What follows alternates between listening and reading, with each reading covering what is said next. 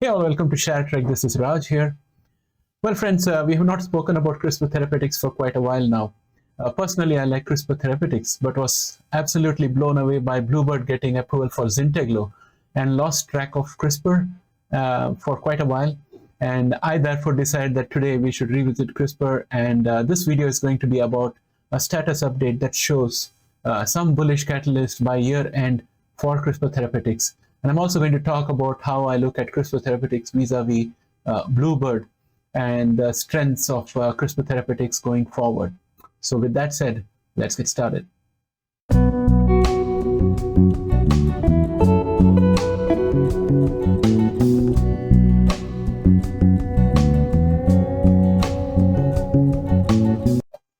Welcome back. Firstly, I think CRISPR Therapeutics has a broad pipeline. This can be challenging to manage both logistically and financially. However, I think that CRISPR has sufficient cash in its balance sheet, as well as a management team that has the capacity to progress the pipeline effectively. Of late, I have been feeling a little bit of sluggishness in the pipeline, but overall, I think they have a good handle on what they are doing. That's my personal opinion. That said, today we focus on Exa-cel, which was formerly called CTX001, because I think that's going to be the first one off the gate with an FDA approval.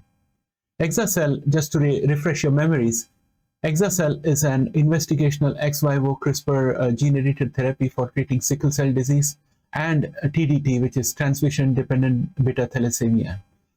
Under a co-development with Vertex, CRISPR Therapeutics developed this particular therapy. And I'm going to just refresh your memory with regard to the terms and conditions of that agreement between CRISPR Therapeutics and Vertex.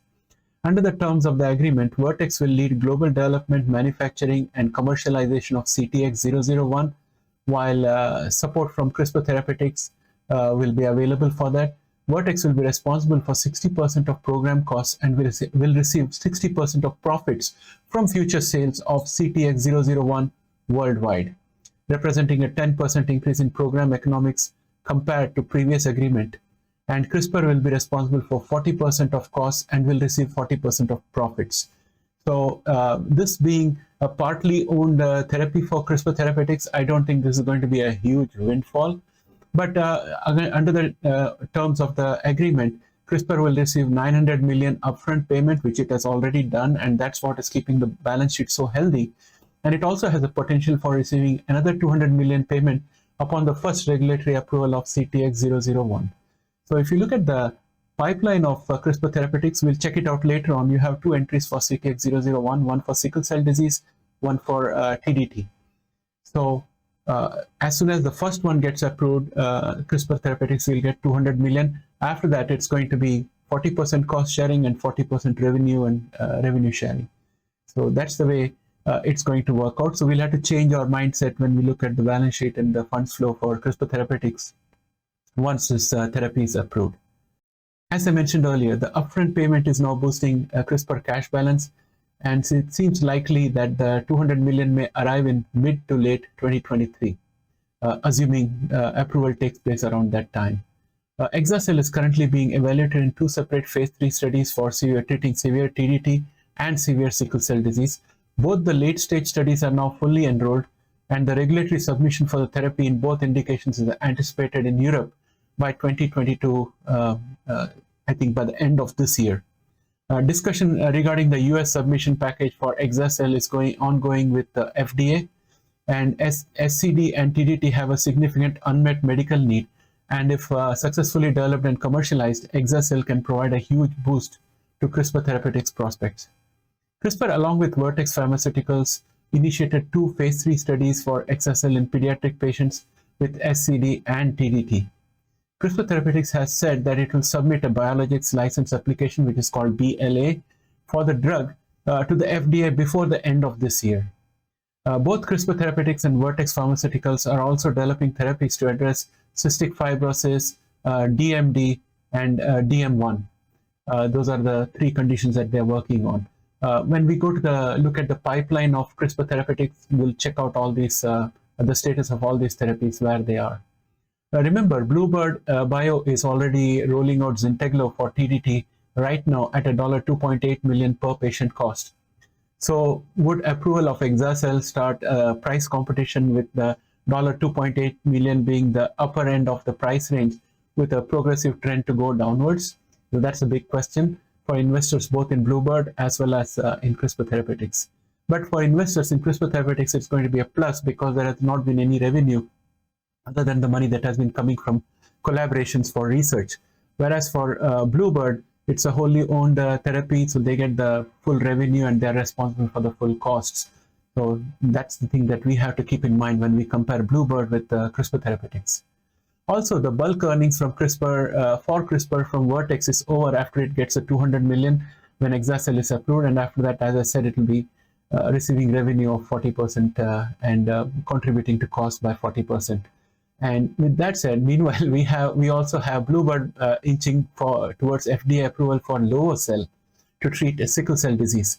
Lovo-cel is also in advanced phase 3 of clinical trials, and it could potentially come out at the same time that CRISPR Therapeutics comes out with its Exa-cel. Now let us quickly take a look at CRISPR pipeline and then come back to our discussion. Here we are in our pipeline page for CRISPR Therapeutics, and as you can see, Exa-cel for beta thalassemia is out here, and it's in collaboration with Vertex. It's in clinical trials, advanced clinical trials, and we also have Exa-cel for sickle cell therapy. One of these two is going to get approved first. If it's going to be sickle cell therapy, that gives Bluebird sufficient room to continue advancing its foothold on beta thalassemia. But if it comes out to be sickle cell disease, then Bluebird is again competing with lovo-cel, and maybe Bluebird might also get approval around the same time. So we have to watch this space as we go further. And now if we look at the pipeline further, you can see in immuno-oncology, there's a whole lot of therapies, and many of them are wholly owned by CRISPR Therapeutics. And see, this is wholly owned 110, and CTX 112 is wholly owned. And we have CTX 130, which is also in clinical trials. That is also wholly owned. So there are a lot of wholly owned pipeline items out here, which are in a good deal of progress. If you look at VCTX for type 1 diabetes, that's a collaboration with ViaCyte. But again, this is at a very advanced level, and this could be the first of its kind to treat diabetes when it gets approved by FDA. So we can see that there's a wide pipeline for CRISPR Therapeutics, and also CRISPR Therapeutics has got a whole lot of collaborations going on, which is going to continue giving it revenue. So the risk of failure at FDA approval is now distributed with collaborators. So that is a positive thing for CRISPR Therapeutics, and it has got a strong balance sheet. So I think I'm pretty bullish about this. Now let us have a quick look at Bluebird pipeline. Here we are in the Bluebird bio pipeline, and you can see we have the Eli-cel in phase 3 for both ALD 102 and ALD 104, and one of them at least is likely to get approved early next year. And we have, as you can see, we have Eli-cel which is likely to get approved anytime soon. September 15th, we should get a verdict. And I don't know if ALD 102 and 104 both are going to be approved, but at least one approval is likely to be there. I do have a slight bit of hesitation about Eli-cel because the external group was not as bullish about Eli-cel in their recommendation as compared to the way they were with Zynteglo.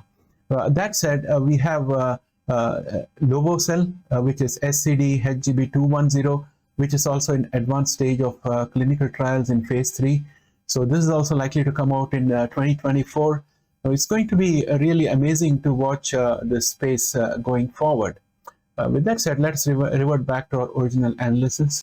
So I would say that having waited so long, it is going to be a great time for all us genomic investors to see a slew of genomic medicines being rolled out and commercialized.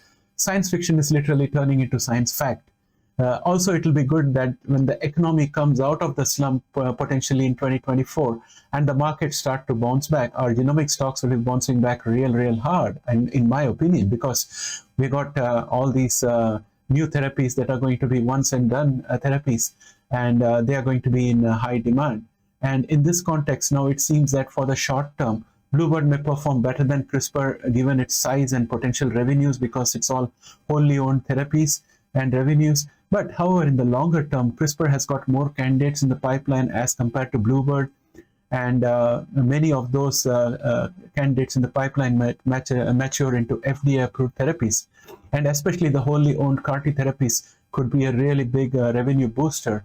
And while all those things are happening, the 40% revenue that will come from marketing the first approved therapy is going to be continuing to sustain CRISPR Therapeutics, not to mention the 900 million that it already got from Vertex.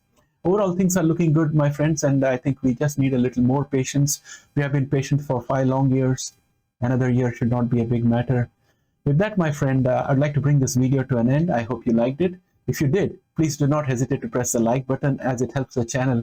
And if you have not yet subscribed but you are watching our videos, I would ask, why not? Please subscribe, it's absolutely free. Help us grow this channel. Thanks, and bye for now.